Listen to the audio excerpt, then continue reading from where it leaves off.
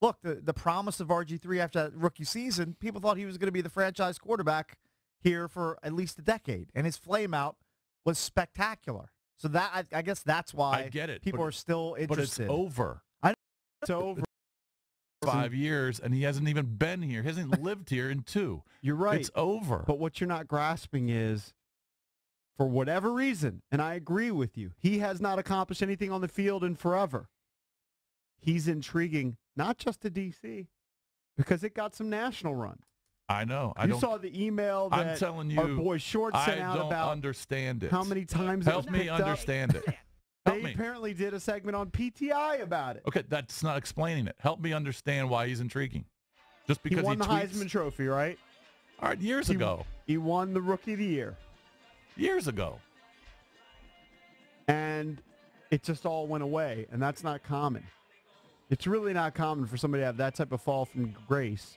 And I think so are we going to talk about it for 10 more years? Intrigued to some extent. Is this town going to talk about it for No. 10, 15 more years? No, they're just still intrigued to know how and why.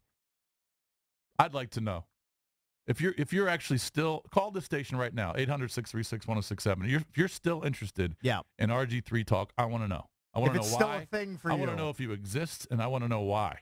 Well, Jason, no one's going to admit to that, but deep down when these things happen, they find it interesting. Same thing with Tiger. He hasn't been relevant in years either. Every time. Oh, come on. You can't compare Tiger to Robert Griffin III. I'm not, but I'm saying as far as their relevancy, Tiger's not doing anything on Tiger's still relevant. It's a good Tiger comparison. farts we talk about it on the show. No, Tiger's still relevant because of what he accomplished. Well, so RG3 accomplished. He didn't accomplish Rookie anything. of the Year, Heisman Trophy. He's a blip. I know.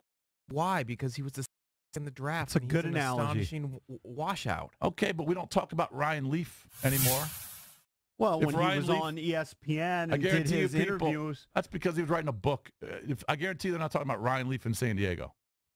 No way. We're not talking about him. Not on a regular basis, and we're not talking about RG3 on a regular basis. It was Seems like unique he that comes up a lot. Santana And I revealed something from a player's perspective. Santana. I believe Santana. I believe we hadn't heard. We'd heard about, but never actually from the horse's You guys mouth. are all interested in it. I'm not. I don't get it. Just help me try and understand it. Oh, I'm not interested. I still don't get it. I mean, I thought it was somewhat intriguing to hear Santana's side of it because, look, he was in there in the locker room. He was a guy that saw what was happening there firsthand.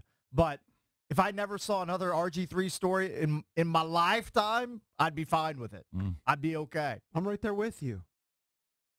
But the reality is he was a really big deal in the NFL for a year. I get it. And then during his return, it was a big deal just to see how he would do. Right. Thereafter, it all fell apart. He became a bum. He did play for the Cleveland Browns last year, but he's become irrelevant in the NFL, and he may never walk on the field again. Right. But you hadn't heard a player say how they perceived everything to go down. You had heard reporters. But like you said, this was kind of stuff we already knew.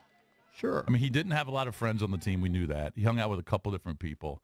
We knew he didn't like Shanahan. We knew Shanahan didn't like him. We knew he didn't want to run the offense that Shanahan wanted. We knew all this stuff. We knew Gruden didn't like him. We knew Cousins, and RG3, weren't best of friends. We knew all this stuff. And in 2017, it's still coming up. Yeah, well, Santana comes on this station twice a week. All right. And they got into it, and it got picked up by the media all across the country. Apparently, it's touched a nerve because everybody's calling. 800-636-1067 is the number. Let's go to Rich in Bowie. What's up, Rich? Good morning. You're on with the Junks. Hey, what's up, fellas? Look, I agree with Bish. Let's stop talking about this guy already. He's a nobody. I mean, let's talk about the team that we got playing on Sunday, who are end up losing to Case's Raiders, and the quarterback who's going to leave in 6 months. Let's talk about them. But honestly, let's get off of this RG3 talk. He's boring. He has no life. I mean, why are we still talking about this crap? I mean, he never talks to a camera. All he does is tweet. And we still are infatuated with his tweets and his responses to certain people. Like, I'm not. I followed him 3 years ago. You know how this would be interesting? This would be interesting if he actually was playing in the NFL. Right. And if he was doing well. But he's not, and he's never going to. You rejected Trab's comparison, but it's spot on from an outsider on the Tiger Woods thing. Tiger Woods puts out a tweet that he's chipping the golf ball, and you bring it up, and you guys break down his swing, and you do all. Well, And not he's me. for Not me. years. Not me as much as Bickle and Valdez. I Okay. don't really care about him chipping golf balls. Now, if there's a picture with his dong, Yeah, then that's a everybody's little intrigued. different. Yeah, but like when he came back at the most recent time, which is like a year ago, and he put out his schedule, I remember you guys going, "Oh, this is the busiest he's ever been. He's going to play 3 times in 5 weeks." Tiger Woods doesn't usually That's do that. because they're grasping. I know, but they're grasping at that what Well, he that did would be- 20 years I ago. know, but his point is you don't bring it up because he's a blip and he's a nothing. Well, so is Tiger. He's a blip and a nothing. Dude, Tiger Woods is Mount Everest, and Robert Griffin III is a pebble on the sidewalk. Right? You can't compare the two. It's an awful comparison.